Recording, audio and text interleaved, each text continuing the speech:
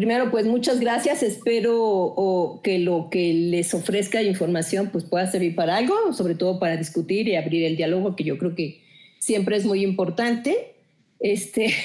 Quizá fue muy precipitada la invitación y pues preparar algo, ¿no? para esta sesión. Entonces podemos comenzar diciendo que justo el Partido Revolucionario de los Trabajadores, PRT, se funda en agosto del 1976. Pues hay todo un contexto que da digamos, que propicia el surgimiento de partidos políticos en este país después del movimiento del 68, así como hubo organizaciones políticas, pues así las va a ver clandestinas, ¿no? De guerrilleros que van a ser pues totalmente masacrados y acabados en los años 60. Entonces, digamos que el partido se inserta como en ese contexto, ¿no? De surgimiento de grupos que están hartos de la represión y de que no se puede hablar y demás. Entonces, y bueno, también la característica que tiene, pues es que es un partido que está en contra de la política del Partido Comunista de la Unión Soviética y de toda esta perspectiva desde el movimiento trotskista o desde el partido, pues sí, se ve que toda esta revolución socialista pues es una revolución traicionada por todos los análisis que se hace, y entonces en ese sentido pues estamos como en un contexto ideológico de ese tipo, ¿no? De muy crítico hacia el socialismo real que había en la Europa del Este y demás. Entonces, como parte, digamos, de estas aportaciones que va a tener este movimiento trotskista en el mundo, pues está justo este trabajo que empieza respecto a la liberación de las mujeres, ¿no? El partido, digamos, toma como uno de sus ejes fundamentales la organización de las mujeres, pues a partir de una resolución del Comité Central de la Cuarta Internacional que en 1979 justo recupera todas estas experiencias que ya se están presentando, sobre todo en los países desarrollados, Estados Unidos y Europa, sobre el movimiento de liberación de las mujeres, en lo que ahora las feministas pues, le han llamado la cuarta ola, ¿no? Porque acuérdense que la tercera ola pues, son todos los movimientos por el voto, todos los movimientos sufragistas, y que es interesante estudiar estos movimientos, porque así como en México, después de obtener el voto en el 51, no me acuerdo si bien el 51, el 51, pues el movimiento viene a la baja, ¿no? O sea, no hay porque justo su demanda pues era solamente pues de que las mujeres obtuvieran el voto y no fue hacia demandas más sociales o más políticas, sino que se quedó ahí y después viene como una desarticulación del movimiento, o las mujeres que justo para obtener el voto pues tuvieron que afiliarse al PRI. Muchas van a ser cooptadas por el propio partido y van a tener pues cargos importantes dentro del partido a nivel internacional. Y bueno, pues desaparece el movimiento y va a reactivarse pues en los años 70, justo a partir, digamos, de esta ola que empieza en Estados Unidos, justo en el contexto del aniversario de su 50 aniversario por haber obtenido el voto, ¿no? Entonces, en ese contexto de movimientos sociales, pues se va a insertar la digamos, fundación de partidos como el PRT. Y fue la resolución de la Cuarta en su Congreso Mundial del 1979 que va a dar dirección para que todas las secciones sigan una orientación sobre el tema de la liberación de las mujeres, que por el contexto es esencial, ya que los partidos comunistas estaban en contra de hablar de la organización de las mujeres, pues porque acuérdense que la propuesta de los partidos comunistas era que primero se obtenía la emancipación, ¿no? La revolución, y después venían ya todos los demás asuntos, ¿no? Y que los sujetos más importantes como sujetos revolucionarios o sujetos que van a hacer la revolución, pues son los obreros, y no hay otra clase más que los obreros, y no hay otros grupos o sectores, ¿no? Todo esto de los nuevos sujetos para hacer cambios y demás, pues viene con todo lo que es la cuestión de la posmodernidad y demás, ¿no? Entonces, en ese contexto, pues sí es importante que el PRT, como parte de la Cuarta Internacional, pues va a seguir estos lineamientos que van a llevar, son de las primeras organizaciones que empiezan a hablar sobre el origen de la opresión de las mujeres, cómo es la opresión entre las diferentes clases sociales, ¿no? El nuevo auge de las luchas de las mujeres y en dónde se van a centrar sus demandas, así como las raíces de la nueva radicalización de las mujeres, que también ahí hay una serie de, digamos, de análisis que se hacen al respecto. Lo anterior llevó a que las mujeres trotskistas en México tuvieran una posición de avanzada en el terreno de la construcción del feminismo marxista, ¿no? Que muchas nos reconocemos como parte de esta tradición marxista y ahora pues ya les digo, en una cuestión como mucho más de los debates, pues parte de los feminismos que se han dado, que ahora son muy diversos, ¿no? Todavía en la época de los 70 del siglo pasado, pues se habla de un feminismo más, digamos, de izquierda en términos generales, aunque muchas militantes del feminismo mexicano de esas épocas no todas militaran, porque una de las características también muy importantes de estos movimientos en su inicio, digamos, en esta cuarta ola, pues va a ser la autonomía, ¿no? Y la autonomía implica esto, no pertenecer a ningún partido, ser grupos de mujeres, ¿no? Que empiezan como pequeños círculos de autoconciencia y después van creciendo hasta crearse pues las que después van a ser las ONGs y todas las organizaciones de todo tipo por diferente tipo de reivindicaciones, ¿no? Entonces, también en esta resolución de la cuarta, en su Congreso Mundial del 79, pues habla sobre el desempeño de un papel importante de la construcción del movimiento de mujeres y feminista y en el despliegue de una conciencia feminista con una formación feminista. Es de los primeros partidos que empiezan a formar a sus cuadros, no solamente en términos de la cuestión de las mujeres, sino en general, ¿no? En el marxismo, en los estudios sobre una interpretación de lo que ha sido la historia del país, sobre todo de la Revolución Mexicana, con textos de Manuel Aguilar Mora y de otros teóricos que estaban en el partido, ¿no? Creo que una parte importante del PRT es que sí formaba a sus militantes, ¿no? Estamos hablando de la década de 1976 y después, como todos los demás partidos, pues va a ir por su registro, pues porque se plantean ya no solamente hacer la revolución desde el anonimato, sino ya también tener como una propuesta de toma del poder de otro tipo y se veía como una posibilidad pues la participación electoral que daba como mucho más chance abrirse a otros movimientos y demás, ¿no? Entonces se va a vincular esta idea del registro oficial del partido con el movimiento, con todo lo que sucedió después de 1985 con el temblor, digamos, que sacudió a la ciudad y que va a ser lo que va a detonar todo este descontento de la ciudadanía contra el gobierno, ¿no? Digamos, en una de sus primeras expresiones, mucho más claras de descontento y de no aceptación ya del gobierno, pues acuérdense todo lo que se dio en ese contexto del terremoto del 85, ¿no? De que la gente rechazó la ayuda del gobierno, se autoorganizó y demás. Como parte de ese movimiento es que el partido comienza a participar más con los sectores sociales, ¿no? Con las mujeres damnificadas primero, con las mujeres de la CONAMOP, del Movimiento Urbano Popular, que va a ser muy importante, con las mujeres campesinas, con las mujeres indígenas, en una clara, digamos, definición de lo que va a ser la política que desde el partido se hace, ¿no? Si bien algunas militantes del partido participaron en esta organización claramente, como en la organización de las mujeres costureras, ¿no? Que tuvo como parte importante a Patricia Mercado, que después parece que no era del PRT, pero sí fue del PRT porque ella fue la que organizó ese trabajo. Así va a haber otras de las mujeres que van a ir hacia estos sectores y mucho, digamos, de lo que se llevaba como dirección o como propuestas políticas, pues era discutido en el partido, ¿no? Como parte, digamos, de esta orientación. Así se fue, pues, así se fue a hacer trabajo, pues, con el Movimiento Urbano Popular, con la CONAMOC, con la Organización de Mujeres de la CONAMOC, ¿no? Con costureras, campesinas, indígenas, que sobre todo en el 94, aunque ya el partido ya no existe como tal, porque viene su disolución en 1991, sí se va a participar, muchas trotskistas van a participar en el movimiento de los zapatistas apoyando a las mujeres indígenas y en algunas de las actividades que se van a hacer y se trabaja con mujeres indígenas. También, digamos, fue el primer partido que apoyó este movimiento de los homosexuales y de las lesbianas, que tuvo su primera marcha en 1980. También vamos a tener la primera candidata a la presidencia, ¿no? En 1988, con Rosario Ibarra de Piedra como propuesta a la presidencia de la República, ¿no?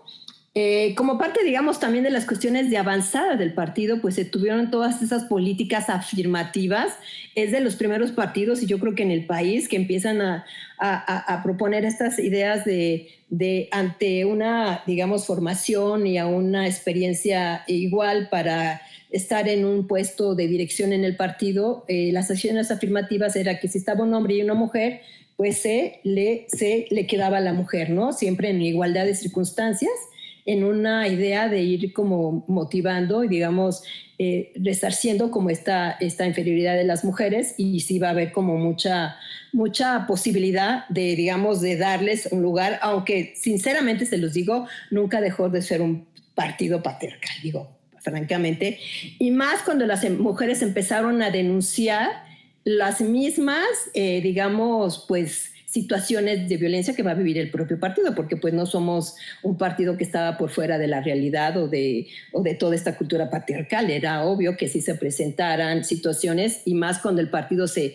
asume como un partido feminista, pues obviamente desde su propio interior las mujeres van a empezar a denunciar pues situaciones de acoso, situaciones de abuso y una serie de situaciones más, que yo creo que también fue una de las cuestiones que llevó a una crisis interna del partido, sumado pues a una discusión que se va a dar en 1988, que se mantiene la candidatura de Rosario Ibarra de Piedra a la presidencia, y no se decide, digamos, como aliarse al Frente Democrático, ¿no? Que va a postular a Cuauhtémoc Cárdenas. Ya ven que todos los partidos deciden declinar a favor de Cuauhtémoc Cárdenas. Nosotros nos mantenemos con la candidatura de Rosario Ibarra, y eso va a llevar a una derrota electoral muy fuerte al partido, que va a ser el inicio que va a llevar a su posterior división, ¿no? Porque unos van a salirse y otros se van a quedar, pero ya es algo que ya después de eso, desde el 88, el partido ya no se fortalece. Entonces, digamos que esta intervención que se tiene muy organizada y muy dirigida desde el partido, pues va a ser entre 1985 y 1988, ¿no? O sea, es que sí fue una cuestión bastante intensa de trabajo militante. Ahora, ¿cómo es que nos hacíamos militantes? Pues, o sea, en esta... O sea, acuérdense que en esa época, pues un partido de izquierda, pues era esta idea, pues muy leninista de que solamente en el partido estaba la vanguardia, ¿no? La vanguardia que va a ser la revolución, que son cuadros formados, probados.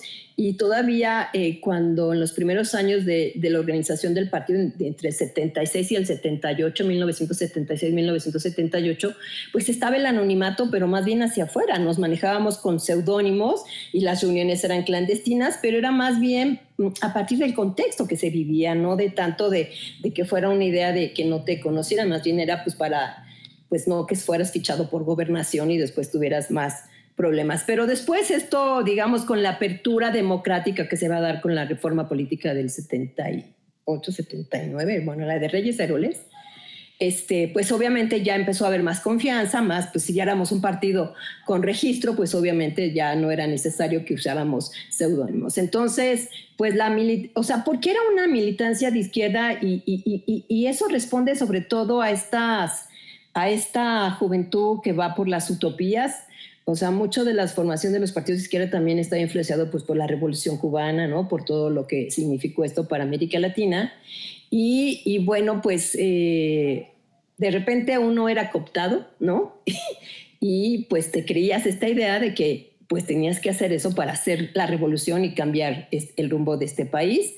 Y bueno, por lo menos en el PRT, en sus inicios, ¿no? En esta idea de ser un partido de vanguardia, de cuadros de vanguardia que van a hacer la revolución, pues entrabas por una serie de etapas. Primero eras simpatizante, ¿no? Y después de tener algunos cursos de formación, pues pasabas a una segunda etapa que era adherente, y ya después tenías la categoría de militante. O sea que no era fácil entrar al partido y que siguieras todo esto, porque te ponían a prueba de que fuera algo como muy serio y de mucha responsabilidad, y sobre todo pues con actividades militantes como pues la venta del periódico. Se pagaba una cuota, o sea, no nada más eras militante porque sí, sino tenías que pagar una cuota al partido, porque el partido se mantenía de las cuotas de los militantes, ¿no? Otra cosa va a ser cuando se vuelve un partido con registro, que eso llevó a una disyuntiva muy clara, ¿no? Cuando te vuelves a un partido con registro, pues implica que quieres ganar elecciones. Si quieres ganar elecciones, pues te vas a tener que convertir en un partido de masas. Y cuando eres un partido de masas, pues ya no hay esta posibilidad de que sea un partido de vanguardia. Entonces, todas estas discusiones cruzaron en el partido, de si un partido de vanguardia, si un partido de masas, y después cómo organizas a miles de campesinos, a miles, bueno, sobre todo campesinos fueron los que ingresaron más al partido que obreros, pero cómo organizas a todos esos, ¿no? Y que a todos esos nuevos miembros para que realmente lleguen a tener una claridad sobre cuál es el proyecto y cuáles, digamos, las decisiones que hay que tomar en esas coyunturas, como la de quién es la candidata a la presidencia, quiénes son los diputados. Y finalmente, en una apreciación muy personal, creo que esa participación electoral pues dio al traste con un proyecto muy importante, pues porque finalmente los diputados pues empezaron a entrar a todos los juegos del poder, ¿no? Y a todos los privilegios que se tienen, y eso va a llevar mucho a que se empiezan a generar distinciones entre los que necesitan unas cosas y los que otros que no necesitan, de por qué vas a viajar en autobús, si yo soy diputado tengo que viajar en avión. De veras que es muy interesante pues estudiar, digamos, cómo ha evolucionado los partidos políticos en el país, sobre todo los de izquierda. Bueno, en ese entonces pues sí tenían esta característica de izquierda, ahora yo creo que no son de izquierda, pero bueno, esa es otra discusión. Y entonces obviamente sí había esta militancia que está cimentada en una ideología y en una utopía que quieres alcanzar, que es cambiar este país y hacer una revolución, ¿no? Obviamente yo como militante nunca pensé en tomar, o sea, nunca me vi como tomando un rifle, ¿me entienden? Porque siempre era así como, teníamos como referencia pues la revolución socialista, bueno, la de Lenin y Trotsky en la Unión Soviética, pero no había otras, ¿no? Bueno, estaba, después la revolución cubana, que fue muy claramente una revolución triunfante, pero bueno, tiene sus características de cómo llegó Fidel Castro al poder y demás. Entonces, creo que también había como mucha desinformación respecto de los movimientos y de las revoluciones en otros países, ¿no? O sea, mucho de lo que después se conoció de la Unión Soviética y todos los juicios y demás que se llevaban adelante, pues no se conocían, ¿no? Hasta mucho después. Y entonces, pero muchos de los que ingresamos en ese entonces a militar, pues era con esta mirada, ¿no? Y sí, yo me la creí, o sea, sí se los digo sinceramente. Y ya después platicando con otros camaradas y demás, pues decimos sí, pues era ahora sí que ir a militar era como ir a misa, ¿no? Ir a cumplir con las tareas, así como los testigos de Jehová que van y tocan a tu casa cada tanto tiempo, pues nosotros así vamos a hacer pintas y vamos a repartir propaganda en el sector que te tocaba trabajar, ¿no? Yo hice mucho trabajo urbano popular en la Magdalena Contreras y pues sí, claro, o sea, sí era una militancia de fines de semana y de entre semana. Y sí, uno lo hizo, y en esos primeros 10 años del partido, pues sí yo digo que sí fue una militancia auténtica, y como parte de eso, pues era el trabajo con mujeres, ¿no? Entonces, no sé, César, yo creo que sería como esto. No sé si tengan preguntas más como para diálogo. Les digo, finalmente ya nada más el partido se cinde en el 90, o sea, empieza su crisis en el 88, pues porque perdemos el registro, en el 90 se cinde. Todavía hay una parte que se reivindica como el PRT, donde está Edgar Sánchez, y otra parte del grupo del PRT pues trabaja mucho con los zapatistas, ¿no? Sergio Rodríguez, que es otro de los dirigentes reconocidos, pues trabaja más con el movimiento zapatista, ¿no? De hecho, muy, muy cercanamente. Y la mayoría pues estamos pues profesores, ¿no? O pues haciendo otras cosas en la vida, ¿no? No sé si sería esto, ¿no? Bueno, creo que una parte importante dentro de lo que podemos analizar del movimiento feminista va a ser la intervención de la ONU con estas conferencias internacionales de la mujer, pero sobre todo la de Beijing de 1995, que lo que va a hacer la ONU es como incorporar todo el trabajo que van a realizar las ONGs, ¿no? Mucho del trabajo militante de las feministas va a ser en ONGs, que es muy contradictorio porque van a ser financiadas por todas estas grandes empresas capitalistas, ¿no? Desde las católicas hasta la Ford, hasta muchos organismos que se van a dedicar a juntar dinero y a distribuirlo por toda América Latina. Entonces, la ONU a partir de 1985 se va a encargar en dar orientación a los grupos feministas en la mayoría, bueno, sobre todo en México, porque van a participar en estas conferencias. Y en la conferencia de 1995 es que se incorpora la perspectiva de género, ¿no? Como parte de una de las orientaciones de las políticas sobre mujeres que se tienen que llevar hacia los países integrantes, ¿no? Que firman acuerdos, y de ahí pues viene toda una intervención hasta ahora con la política de cuidados, ¿no? Que está muy en boga de esto de los cuidados, y que también es una de las directrices que vienen desde la ONU a partir de la resolución de la Agenda del 2030, ¿no? Contra el cambio climático y ambiental y todo esto, ¿no? Pues lo dejo por aquí, no sé si tengan dudas, si fui clara o si fue demasiado en tan poquito tiempo. Gracias. Para hacer preguntas. Sí, a ver si hay preguntas. Sobre todo en el contexto del que ustedes están debatiendo, ¿no? Claro. De las militancias.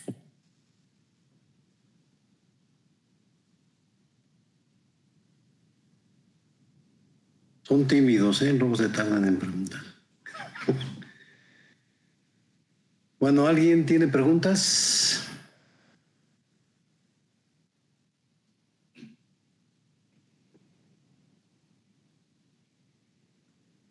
Nadie. Bueno, a ver, mientras se animan, ¿y cuál es tu balance? O sea, tu balance con respecto a las nuevas expresiones de género. Mi balance... Porque también entiendo que ahí en el partido aparecieron las primeras, pues sí, las primeras experiencias vía talleres de plantearse, digamos, ahí como la pregunta de qué es la masculinidad, ¿no? Sobre todo con compañeros del partido que, pues que de repente sí les llegaba la crisis en función de lo teorizado por ustedes, ¿no?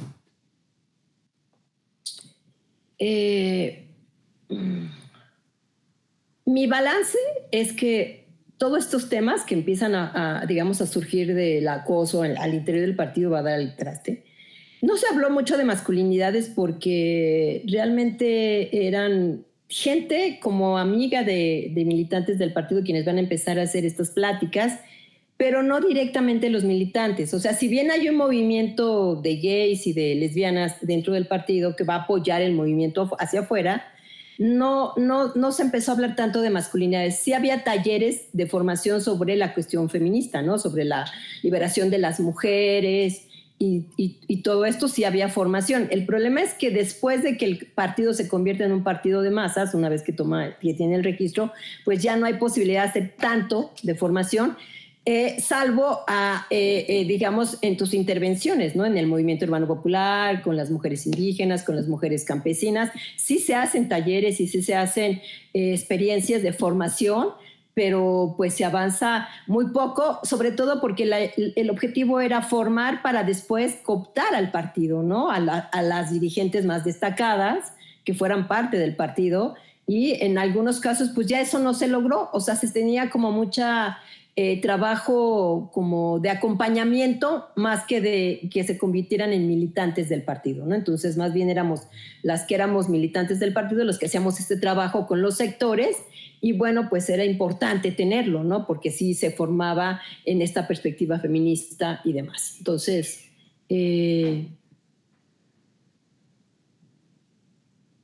pues este es el problema. No, yo creo que el problema de no, pues yo creo, es que ahora está difícil tener posturas. Ahora soy muy, me he transformado. De ser una militante ortodoxa, así de hacer cumplir, no, después ahora yo digo, no, pues es que está más difícil, ¿no?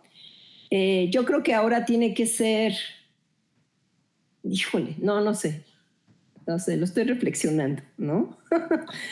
para que, es que me están aquí preguntando, ¿no? Dice, no, sí entiendo la que pregunta, ¿no? Dices bien, esa es la cuestión, formar o deformar militantes, ¿no? Pues yo creo que ahora más bien se trataría de hacer grupos del tipo que sea con gente más bien crítica, ¿no? Libre pensante, no tener como una sola postura y demás, sino más bien pues, un pensamiento humanista, crítico, ¿no? ¿Qué opinas sobre la militancia que ya no sea vista desde un punto de vista socialista? La revolución tenga que darse desde una apropiación de la violencia y de los cuestionamientos radicales de las formas de vida moderna y consumista. No, yo creo que el reto más bien es ahora hacia dónde podemos conducir un cambio y una transformación, porque pues obviamente la perspectiva socialista pues tiene muchas críticas, ¿no? Y ya digamos los modelos que plantearon de revolución socialista en el siglo XX, pues vimos que no eran los mejores. Creo que nos toca como formular cuáles serían ese tipo de militancias, si les podemos llamar así o de otra manera, y que ayuden a transformar este mundo. El problema central que tenemos ahorita es que no hay una, ¿no? Pareciera que el capitalismo es el único, con todo y lo que esto implica, ¿no? Pero ¿cuál salida? Y yo creo que este tipo de círculos pues ayuda justo como a ir pensando, a ir reflexionando sobre cuál sería, ¿no? Yo creo que ya no sería militancia, yo le pondría otro nombre, acompañamiento, ¿no? Participación, pero ya militancia creo que no podría ser, aunque algunos grupos lo asumen, ¿no? Y como parte, digamos, del movimiento feminista, toda esta situación es que es una situación como muy plural, ¿no? Porque digamos que todo el movimiento de los 70s y de los 80s como fue un movimiento que se construye, porque si algo vamos a reivindicar del feminismo, pues es esta postura política de cambio y de cambio ahora, no esperar a que hagamos la revolución, ¿no? O sea, todas estas demandas, las demandas clásicas, por ejemplo, del aborto, pues se ha avanzado, pero no hemos logrado, en 30, 40 años no se ha logrado que el aborto sea, digamos, algo que esté ya legislado para todas y todo, ¿no? Entonces, esta cuestión de la libertad del cuerpo, ¿no? Estos temas que ahorita están cruzando el movimiento feminista, que es prostitución sí, prostitución no. Entonces, pues sí han generado como ciertos complejos y además el movimiento ha crecido, ¿no? El movimiento es masivo.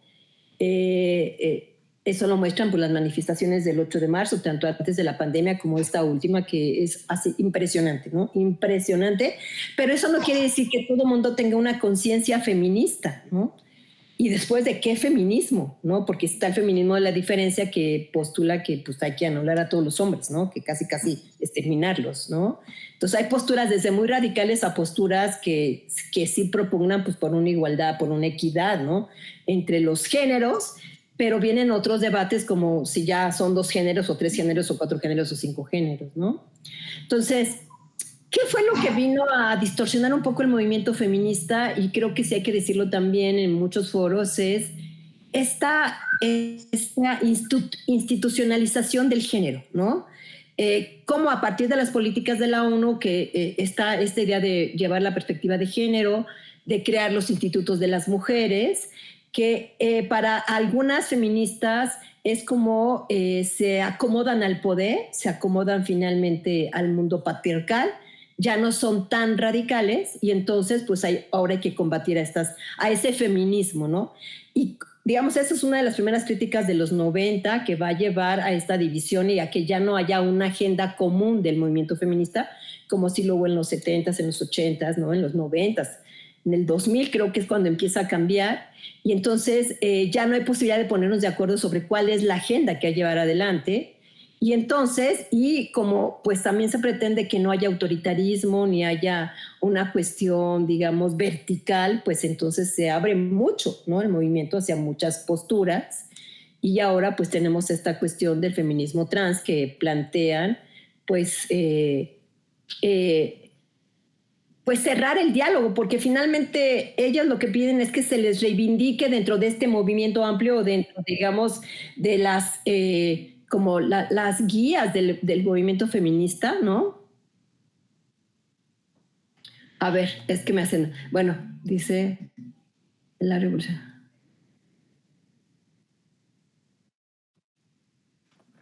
pues,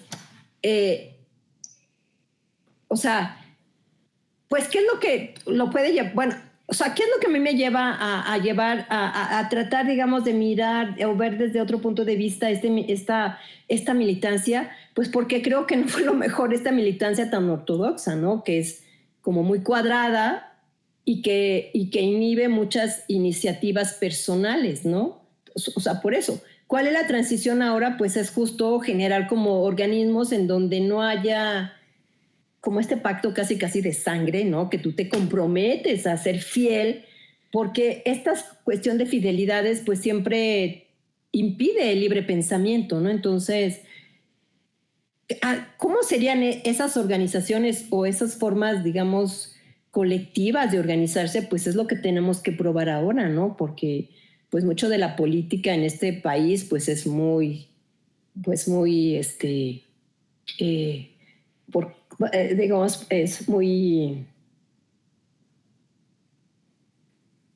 Es una manera de hacer política pues que no es para el bien común, por decirlo de alguna manera, ¿no? Entonces, ¿cómo llevar a hacer una política por el bien común? Pues tendríamos que probar experiencias. Para algunos son las comunidades indígenas, ¿no? En esta, a veces, glorificación que se hace también de las comunidades indígenas como esos, ¿no? Comunidades que sí hay como todas las posibilidades de recrear muchas cosas y demás. Tengo ahí también mis dudas. Pero bueno, yo creo que esa sí puede ser como una posibilidad. Pero lo que sí creo es que tiene que haber organización y tiene que haber comunidad, ¿no? Creo que es lo que hacia allá vamos. ¿Cómo? Pues es en el proceso en el que estamos, ¿no? Ustedes a ver qué opinan, cómo sería eso. Regresándoles la pregunta, ¿no? Como decía aquí Jezabel,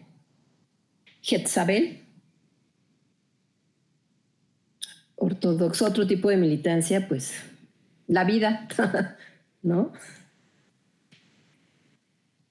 Pues sí, chicos, ¿cómo ven? Somos todos muy jóvenes, se ve. Pero a ver, César, ¿qué me habías preguntado? ¿Sí respondí? No, yo te preguntaba del balance, ¿no? Ah, ok. O sea, ¿cómo percibes tú las motivaciones originales que ustedes tuvieron en el movimiento feminista con relación a las nuevas expresiones, ¿no? Es que por eso uno ya no sale a la... Bueno, ya no te... No, pues lo que está pasando es que las feministas, digamos, de antes, pues ya no quieren salir a los escenarios porque pues son apabulladas y son reprimidas y demás, ¿no? Entonces, esa es una cuestión que no puede ser, ¿no? A ver, Oscar Flores.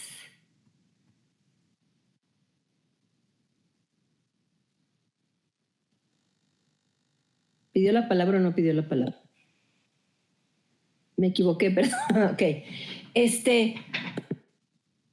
El balance es que el movimiento ha crecido, que es un movimiento muy activo, y les digo, hasta siempre ha sido como muy de demandas que antes pues más se negociaban, se avanzaba, mucho trabajo pues hicieron las ONGs en ese sentido, ¿no? Bueno, la creación de los institutos, de todas las agencias contra los delitos sexuales y demás, pero ahora tengo un análisis ahí un poco que igual no está sustentado, ¿no? O sea, sobre todo en las manifestaciones antes de la pandemia, creo que también pudo haber una utilización de la derecha, ¿no? En fomentar como estos desórdenes que se dieron, pero también digamos que está una legítima demanda, ¿no? Que no es posible que sigan matando a las mujeres, de que tantos feminicidios y que no haya una respuesta, ¿no? Yo creo que también ahí el gobierno pues se ha equivocado, ¿no? Que no encuentra ahora, pues, no sé, no soy funcionaria pública, no estoy muy atenta, bueno, no sé cómo está la situación, pero sí creo que ha faltado mucha claridad respecto de políticas en ese sentido, ¿no? De la violencia contra las mujeres y que eso pues da pie a que las mujeres se organicen y digan, oigan, basta, ¿no? Aunque cada vez, digamos, por lo menos en esta manifestación del 8 de marzo, pues vi que hay todavía, digamos, estos actos de pintar y de destrozar, pero ya en menos, digamos, como con menor presencia, ¿no? Y en general las mujeres pues quieren participar pues pacíficamente, ¿no? Eso es lo que me pareció a mí esta marcha del 8 de marzo. Y eso pues habla de que pues se puede discutir con algunas, no con todas, pero lo que sí es cierto que el movimiento pues no está, digamos, no es uno solo, como sí lo fue en los 70s, en los 80s, en los 90s, por eso se logró lo que se logró, aunque algunas hubiera feministas, digamos, de partido político y otras fueran feministas independientes, finalmente sí se podía dialogar, ¿no? Muchos de los frentes, muchas de los grupos organizados de mujeres, la Convención Democrática de Mujeres que apoyó todo el proceso de las zapatistas, pues era una confluencia de mujeres de diferente tipo, de diferentes ideologías, de diferentes partidos, de ONGs y demás. Esta organización por un milenio feminista, pues también. Entonces, ¿cuándo empezó a haber como esta separación? Pues cuando surgen los grupos de mujeres, ¿no?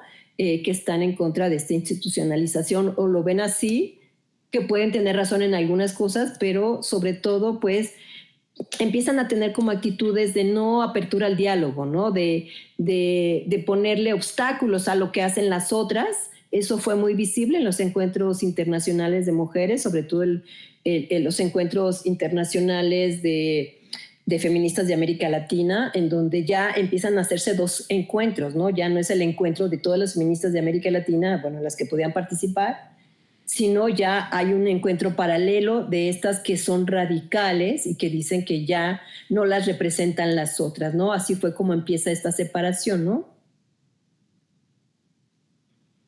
Sí, Andrea, tienes toda la razón, ¿no? También o sea, el movimiento crece y también se van a dar como presencias más geográficas, ¿no? También, o sea, en esta nueva manera pues, de analizar también los movimientos sociales, ¿no?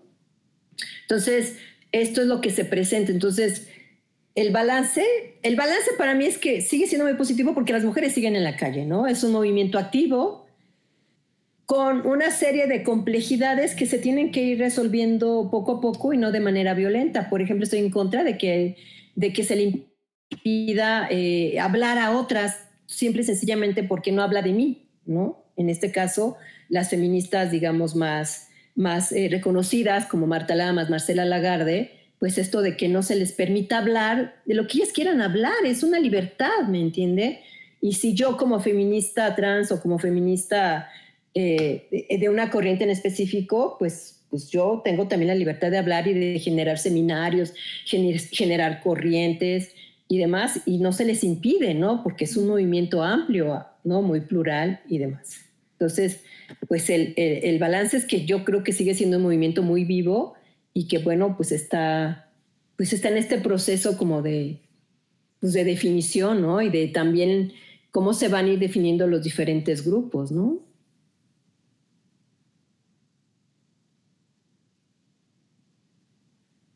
Bueno, fíjense.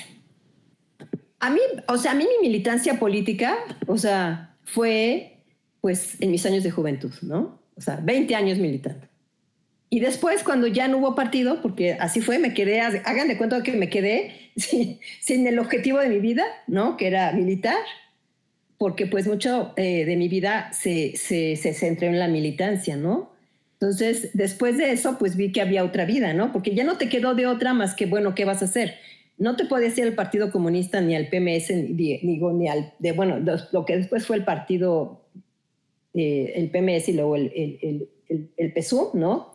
Pues porque no eran de tu misma ideología. Entonces, pues no era factible. Milité más en el movimiento feminista, pero ya, digamos, desde una postura, pues más libre, ¿no?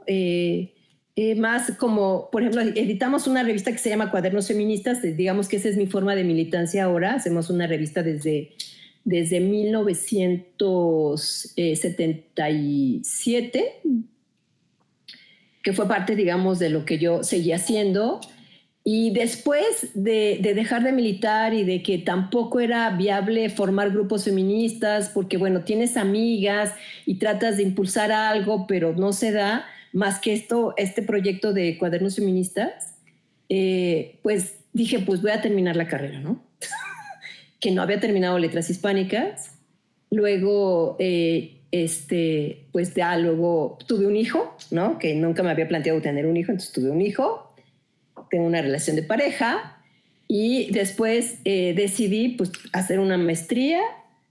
Pusimos, fíjense, véanse las paradojas de la vida. Después de ser militante de izquierda, hice un despacho de diseño y edición, o sea, me volví empresaria. Y ahí trabajé mucho tiempo y después trabajaba en la UNAM también como con un puesto de técnico académico, ¿no? Y terminé la maestría, que hice la maestría en historia, y después, por fortunas de la vida, pues se crea la UACM, ¿no? La Universidad Autónoma de la Ciudad de México. Entonces me ofrecen, o sea, entrar a la universidad, ¿no? Con un concurso de oposición, obviamente, y todo. Y como en ese entonces nadie creía en la UACM, pues nadie quería entrar a esa universidad creada por el PG, ¿no? Entonces, pues yo tuve la oportunidad de entrar, ¿no? Y bueno, pues ahí sigo. Entonces, sin querer en mi vida, pues fui como encontrando otros derroteros y ahora soy profesora investigadora de la UACM. Y ahí seguí, digamos, haciendo, pues ya es mi trabajo laboral, mi desarrollo en la actualidad. Y bueno, pero sigo militando de cierta manera en esta revista que se llama Cuadernos Feministas, ¿no? Que fue una iniciativa que se creó con Marcela Lagarde, Sara Lovera, Silvia Marcos, Liz Meyer, una compañera que vive en Nueva York, otra compañera que es más de como cuestiones alternativas de la danza, y así hemos estado, ¿no? Hacemos un número, primero hicimos varios números al año y ahora hacemos un número o 2 números anuales, ¿no? Con participación pues de gente muy diversa, porque además pues la revista pues casi se regala, nosotros la financiamos, ¿no? Y con lo poco que se vende mucho, pues se vuelve a imprimir y demás. Entonces esa es ahora mi militancia. Ya no participo en ningún grupo así de los que están ahorita en la discusión, ¿no? O sea, veo el desarrollo del movimiento pues desde fuera, ¿no? Y sobre todo, bueno, también en la década de los 80 pues empieza a surgir todo este movimiento de bueno, no movimiento, más bien todos estos grupos de investigación en las universidades, ¿no? Todos los estudios de género ya a nivel universitario, pero eso va a ser hacia los 80. Entonces, yo sigo reivindicando mucho el movimiento feminista porque realmente el movimiento feminista es el que alimenta a todos estos centros de investigación y demás, ¿no? Porque es un movimiento activo, un movimiento político, un movimiento filosófico, porque implica pues cambiar, ¿no? Por eso somos abortistas, exactamente. Muy bien, Gaby, ¿no? Entonces, no, yo sí creo que es uno de los movimientos más importantes del siglo XX y de los que vienen, porque sí son, a pesar de sus contradicciones y de su heterogeneidad, ¿no? O sea, creo sí yo que sí es un movimiento muy, muy importante.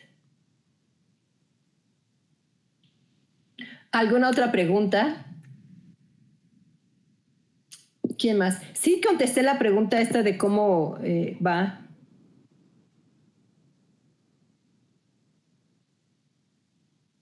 Sí, más bien lo de las letras hispánicas pues fue posterior, ¿no? O sea, antes ya había empezado a estudiar. ¿Ok? Sí, César. Sí que... Ah, no, yo pensé que querías preguntar algo. No. O intervenir. No.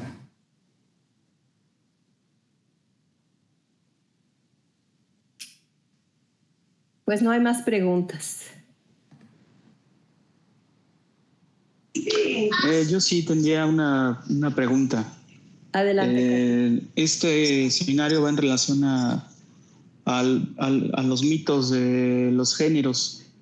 Hace un rato o al principio de la exposición había dicho que pues justamente para cierta corriente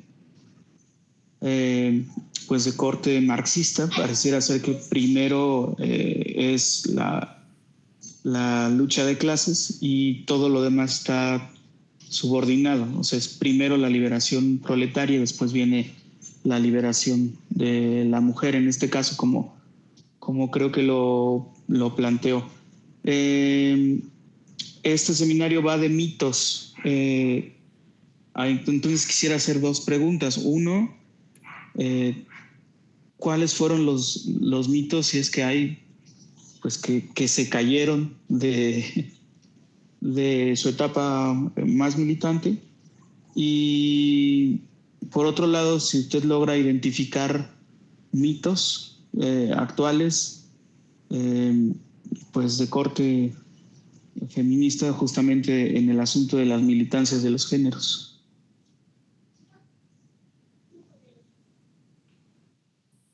Ok, muy bien. Muy buenas preguntas, ¿no? Pues yo creo que uno de los primeros mitos que se cayeron de mi militancia, pues es esta idea de que un grupo de gente puede hacer una transformación o que la transformación va a venir por un grupo de personas afiliadas a un partido. Yo creo que la transformación pues es como mucho más desde lo individual, no desde fuera. Porque fíjense que muchos de los partidos políticos de izquierda en ese entonces, pues es mucho tu conciencia hacia afuera, ¿no? Transformar hacia afuera, pero no transformarte tú, ¿no? Que es una de las cuestiones que empezamos a ver. O sea, y que justo empezó a hacer como agua esta idea de cómo es posible que en tu partido que dice de izquierda, que es muy revolucionario, que pretende la liberación de las mujeres, haya gente que te acose, ¿no? Ese es de los primeros mitos, ¿no?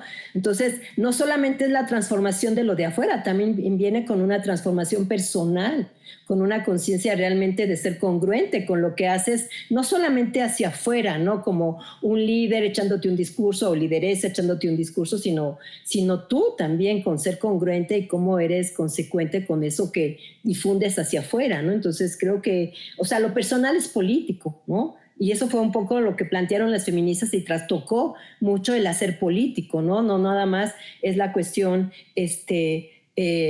hacia afuera, sino también tú como tu participación. Entonces yo creo que esto es una cuestión fundamental.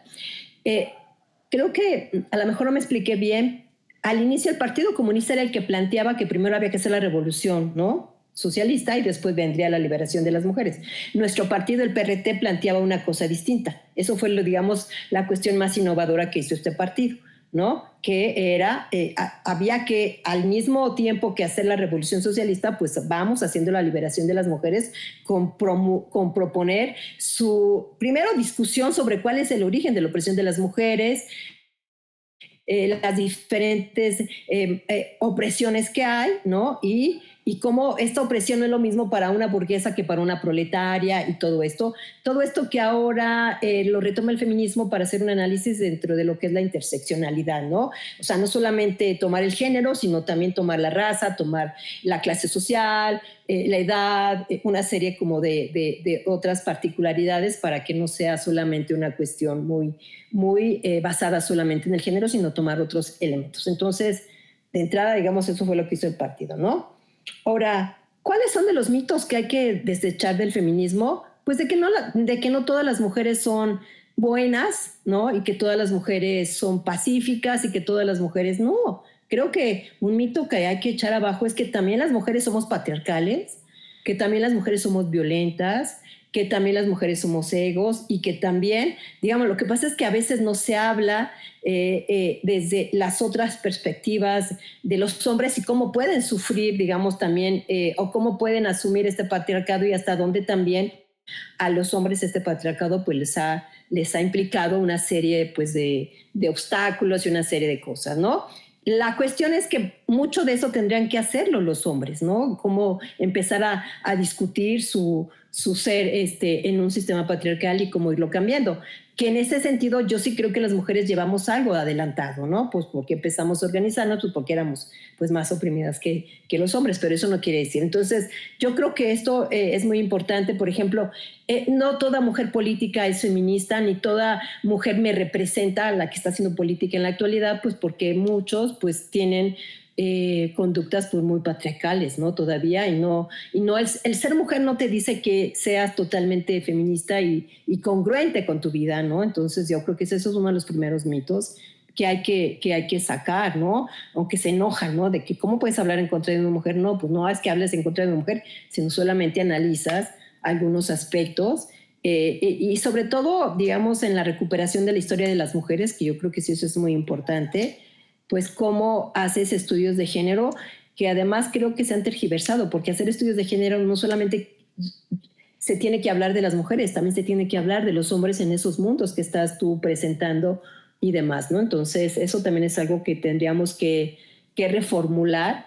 Y sobre el concepto de género, pues creo que es una herramienta útil, ¿no?, para los análisis, que con el tiempo pues habría que también desandarlo, ¿no? O sea, esta cuestión binaria tan criticada, ¿no?, de hombre-mujer, y que es lo que pues dicen mucho las mujeres trans sobre todo, ¿no?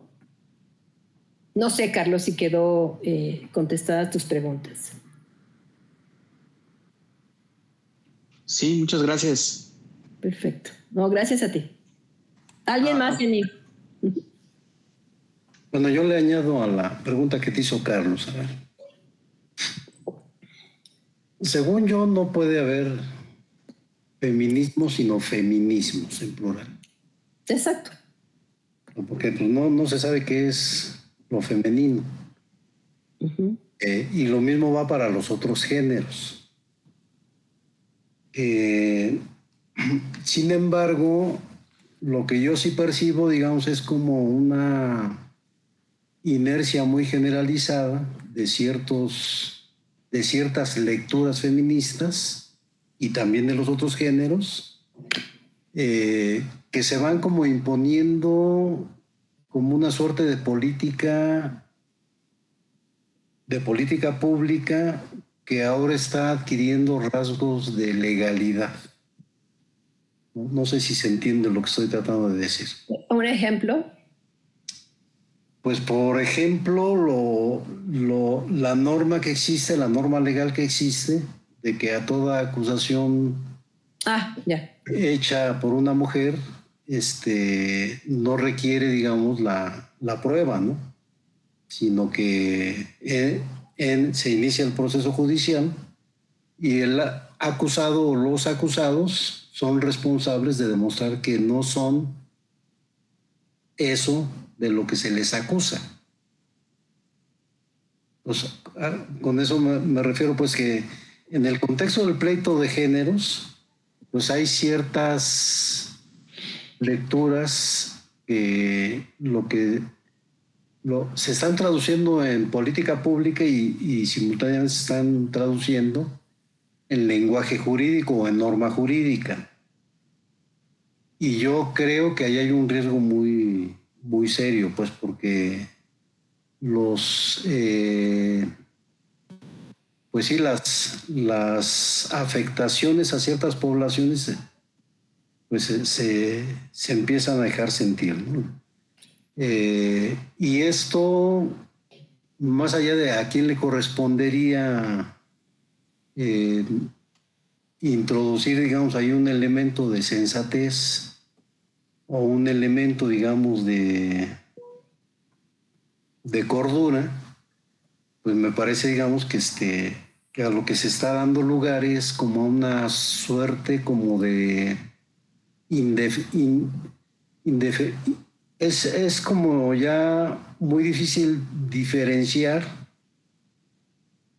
entre lo que es un delito y lo que son casos clínicos.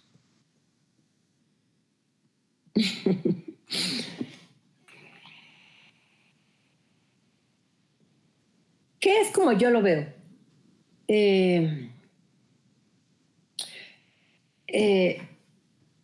Por ejemplo, en la UASM se aprobó un documento que tengo aquí que se llama protocolo. Los famosos protocolos que están, digamos, como surgiendo en todas las universidades, ¿no? Protocolo para prevenir y erradicar la discriminación, la violencia contra las mujeres, el acoso y el hostigamiento sexual. Entonces, el problema de estos protocolos es que se convierten como en legislaciones paralelas a la legislación federal, ¿me entiende? Y bueno, en el protocolo de nuestra universidad lo discutimos mucho antes de que se votara en el Consejo Universitario, porque además, fíjense, en nuestro protocolo, si una mujer que es familiar de un estudiante denuncia violencia, tiene que ser atendido. Entonces nosotros decíamos, no, porque ¿cómo? Si es la mamá o la tía y demás. No, sí, la universidad tiene que atenderlo, pero ¿cómo? Porque no está dentro de tu territorialidad, digamos, o dentro de la institución. Si no es alguien, entonces, ¿cómo lo vas a atender? Pues no se puede porque estás por fuera, ¿no? Entonces, yo creo que en esta idea de de dar respuesta a estas demandas legítimas de las mujeres de parar la violencia, pues se ha perdido esta perspectiva de cómo realmente detener esta violencia, que yo creo que más que con criminalizar y hacer procesos judiciales es profeso para algunas personas dentro de las universidades, pues es yo creo que mucha formación, hablar del tema, o sea, realmente que las instituciones se encarguen de formar y de ir quitando todas estas culturas de género que están permeadas pues, por todo el sistema patriarcal, pues porque así es, porque es dentro de la sociedad, ¿me entienden? Entonces yo creo que más que ir encontrando maneras como perseguir, porque a veces se ha vuelto una persecución, yo lo digo por los ejemplos que tengo en mi universidad que son terribles, porque además laboralmente no se ha avanzado en que en muchos contratos colectivos aparezcan, ¿no?, estas posibles, digamos, como causales de rescisión de contrato. Mientras eso no se haga, pues únicamente se mueve a los profesores de un lugar a otro y se les dice que si toman un curso de formación de feminismo, pues ya con eso pues cambia, ¿no? O sea, eso es lo que a mí me parece que en las universidades como no ha habido como un tino de cómo realmente pues revertir esta situación, ¿no? De situaciones de acoso y de violencia hacia las mujeres, ¿no? Entonces, pues sí se meten más en cuestiones, se reproduce mucho la justicia que no se ejerce por fuera y a veces se extralimita en las funciones que puede tener una universidad, ¿no? En ese sentido. Entonces, pues yo creo que qué hacer ante eso, pues más que nada hablar del tema en las universidades y que pues se transversalice, ¿no? O sea, porque finalmente es una cuestión cultural, aprendida de mil maneras en la casa, ¿no? Entonces, mientras no tengamos una formación y una conciencia de esta igualdad que tiene que haber entre hombres y mujeres, pues, ¿no?, o entre los diferentes géneros, pues se van a seguir presentando este tipo de situaciones, ¿no? Y que a veces ni siquiera llegan a un ministerio público que es quien debería penalizarlas y todo, sino que se quedan mucho en estos protocolos que han hecho las universidades, pues en aras de dar respuesta a las mujeres pues indignadas, ¿no? Porque pues van a seguir cerrando escuelas, no va a haber de otra para que haya una respuesta, ¿no? La UAM, ¿cuánto tiempo estuvo cerrado? La universidad no se ha cerrado, pero se ha avanzado, pues con esto se da respuesta, aunque hay un montón de casos que no se han resuelto. Tienen 5 o 6 años que no se han resuelto y pues, ¿qué les puedo decir al respecto, no? O sea, hay muchas manifestaciones de inconformidad y demás, pues porque aunque se tiene ya un protocolo, pues a veces eso no funciona, ¿no? Para erradicar esa violencia, ¿no? ¿Cómo erradicar la violencia? A ver, ustedes, estudiantes o profesores de la universidad, ¿cómo erradicar esa violencia o esos comportamientos patriarcales de acoso y de hostigamiento hacia las mujeres? O también hacia los hombres, ¿no? Porque ya también en mi universidad ha habido casos de hostigamiento de mujeres hacia mujeres, ¿no? Hacia profesoras, ¿no? Eso son las situaciones que se han presentado, ¿no? Para que no se quede solamente en el ámbito de los hombres y demás. Entonces, yo siento que las universidades están dando respuestas nada más de bote pronto para ver qué se hace, ¿no? Estaba pensando, digamos, que número uno, o sea, yo creo que la violencia no se erradica. Ok, pues es una postura, ¿no? ¿Está bien? ¿Tú eres de la teoría esta de que los hombres y mujeres somos violentos por naturaleza? Okay. No, yo lo que digo es que la violencia tiene una función social. Ok, está bien. Y su función social es construir sujetos. Ok. Porque no construye sujetos, pues así al estilito universitario, ¿no? O sea, que vaya y tome un curso de violencia de género y salió del curso y ya no es macho, ¿no? Exacto. O sea, eso es absurdo, ¿no? Claro. Creo que el problema es de orden cultural. Exacto. Entonces, en el orden cultural, pues hay un pleito Pues sí, hay un pleito ahí donde la demanda legítima, pues ya solo la enunciación de la demanda ya es violencia.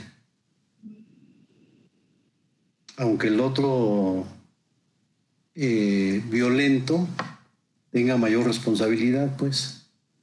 Pero creo que el rediseño es cultural, no es o sea, no es cognitivo, pues. Exacto.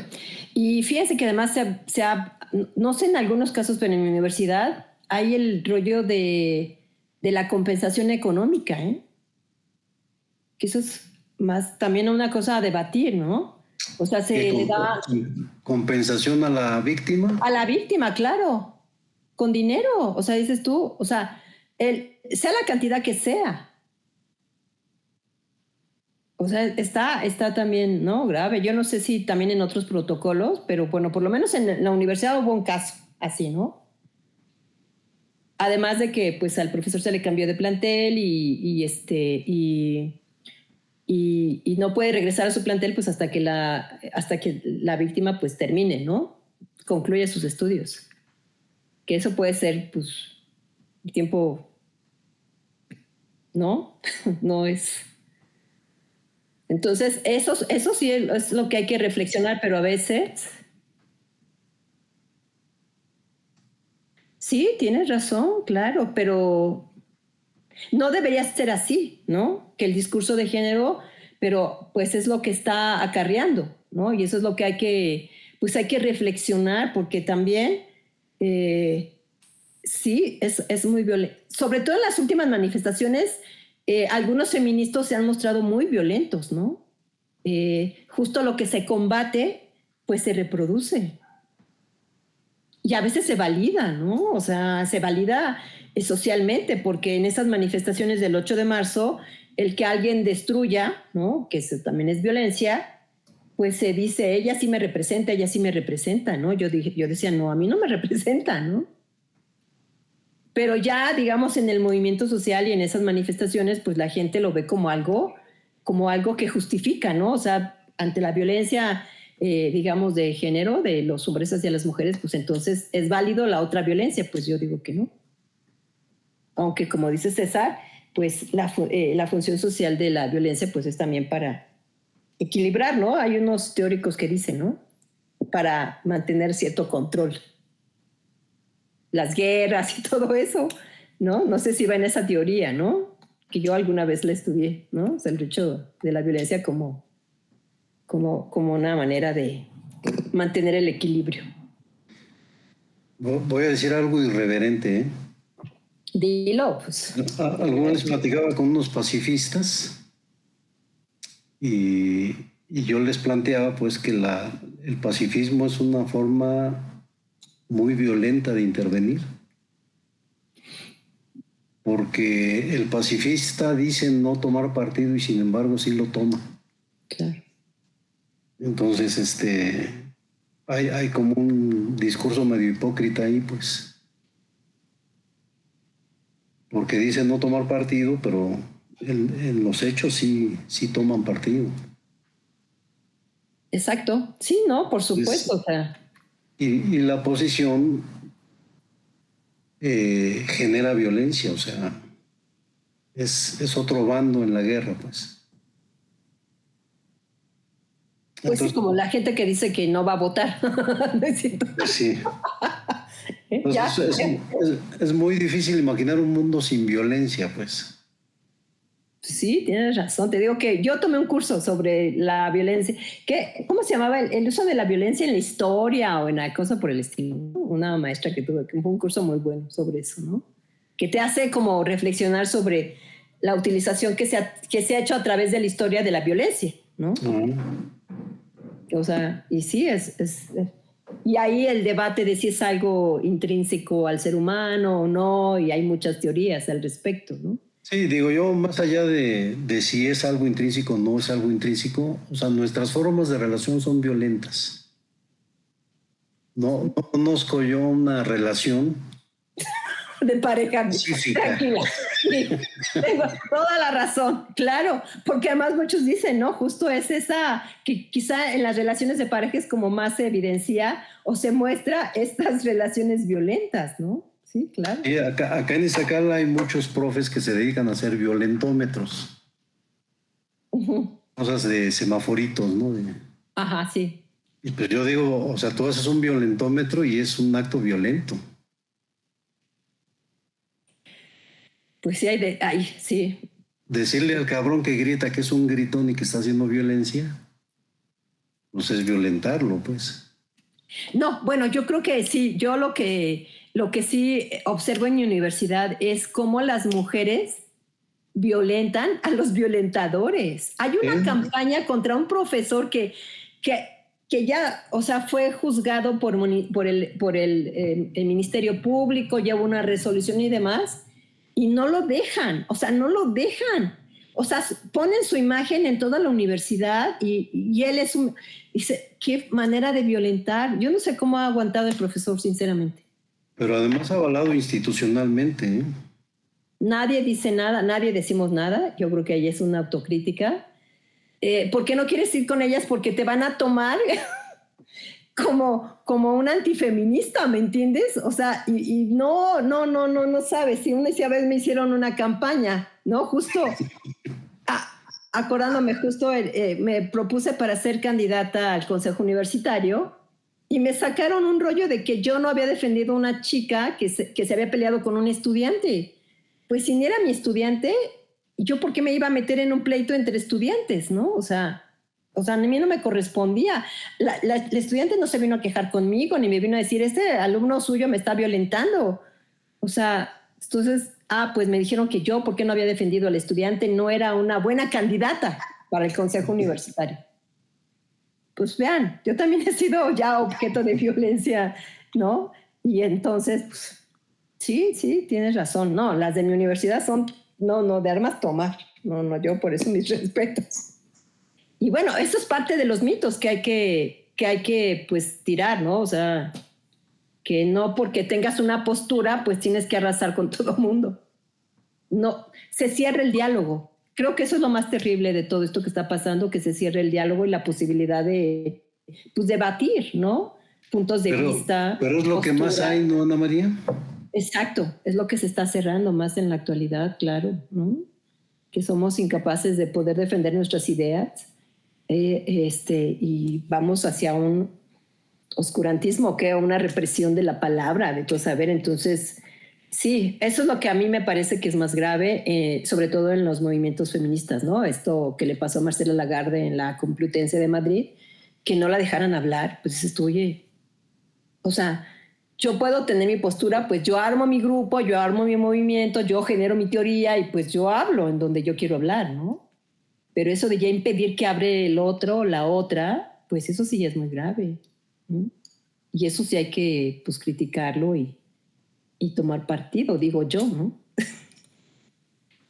Eso es lo que creo que es a lo que está llevando, sobre todo la discusión en las universidades, que no puedes debatir, porque estos grupos pues te tachan de antifeminista, de pro hombres, ¿no? O sea, que no ayudas al avance de las mujeres, qué sé yo. Entonces, pues ahí tenemos una labor que hacer, ¿no?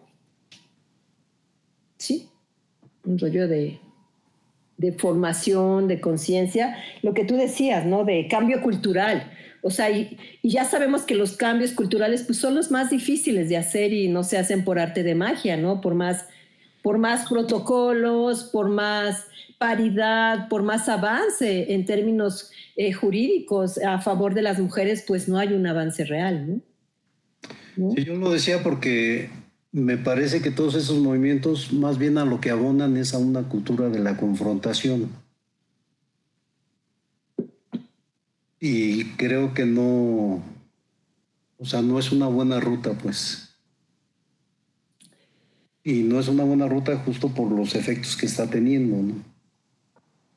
Claro, porque, o sea, podemos ver que el movimiento ahorita los movimientos feministas están en un momento de mucha crisis que puede llevar a un retroceso, por supuesto, ¿no? toda esta, digamos, libertad que había en los círculos, en los grupos, la proliferación de grupos, de ONGs, que finalmente pues cada quien agarraba su tema prioritario y demás, y ya hubo un avance real del movimiento, pero ahorita eso puede estancarse y ¿por qué no también ir hacia un retroceso, ¿no? Por eso yo no estaría tan, digamos, como de tomar en cuenta la influencia que pueden tener los grupos de derecha, ¿no? En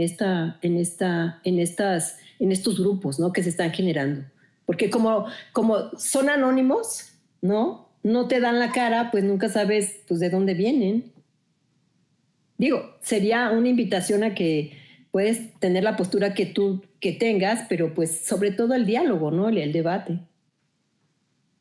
Yo sí creo que pueden estar influenciados por grupos conservadores o de derecha, claramente de derecha.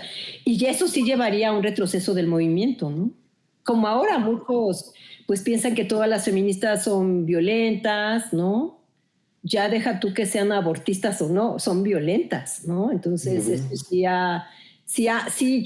cuando se vienen los 8 de marzo o el 25 de noviembre, que son las fechas como emblemáticas del movimiento, pues sí debatimos con los estudiantes y en muchos sí hay como esa idea, ¿no? De que, son violentas y entonces, pues no, yo no estoy a favor y demás, ¿no? Entonces, eso sí creo que puede ser un retroceso, ¿no? Para el movimiento, ¿no? Es un reto que tiene el movimiento ahora de parar estas cuestiones fundamentalistas, ¿no? Muy fundamentalistas. En eso coincido con ustedes, en los análisis que han hecho y en todos estos mitos que se van creando al respecto de, ¿no? Pues no sé, ¿cómo ven?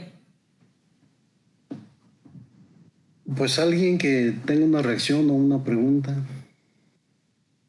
¿Todos están de acuerdo con nuestros análisis? Sí, Héctor, adelante. A ver, yo al escucharte, o sea, entendía que tú cuando militabas eras un tanto más ortodoxa de lo que actualmente eres.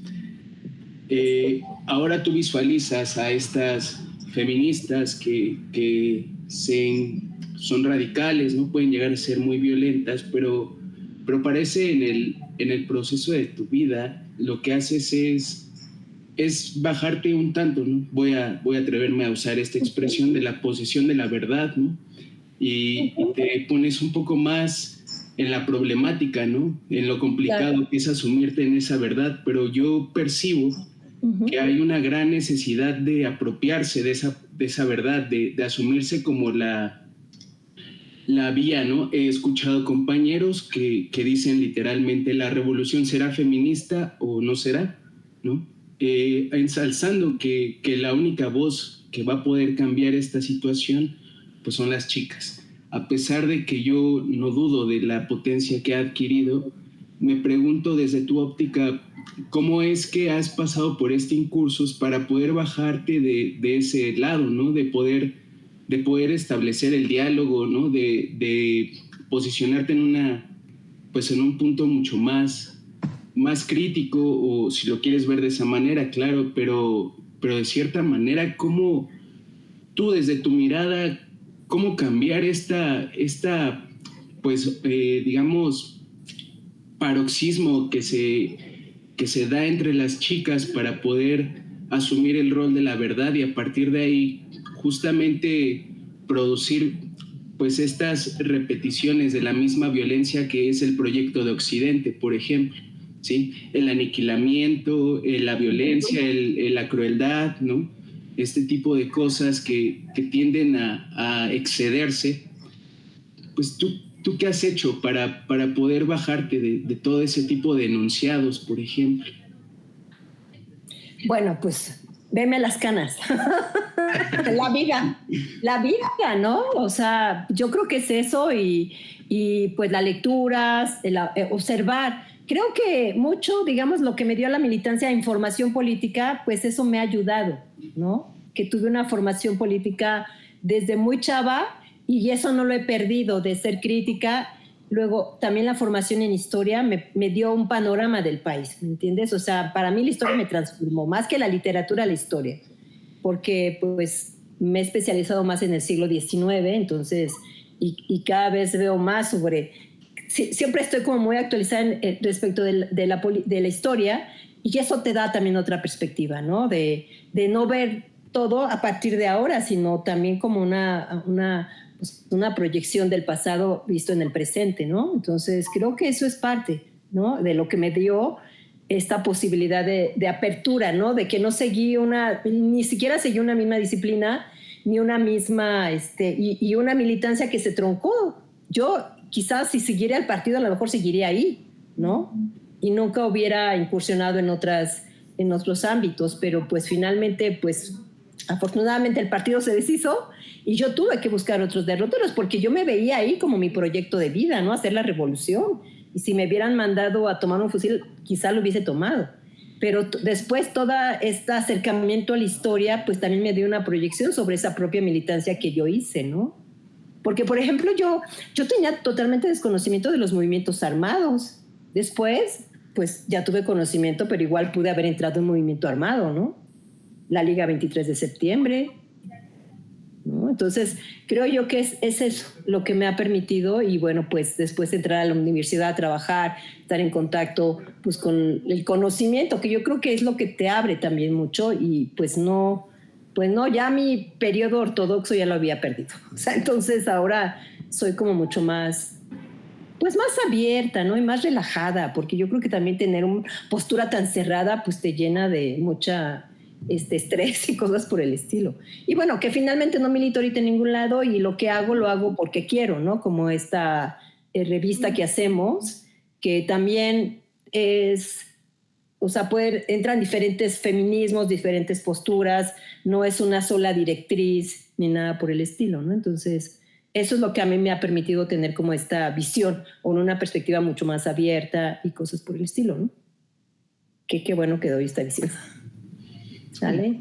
Pero, por ejemplo, ¿no? O sea, entiendo que esto lleva un proceso de años de estudio, de preparación, pero con el clamor que se encuentra actualmente, ¿cómo hacerle, ¿no? Porque parece es un proyecto a largo plazo y está desencadenando pues ciertas polémicas, ¿no? En torno a esto.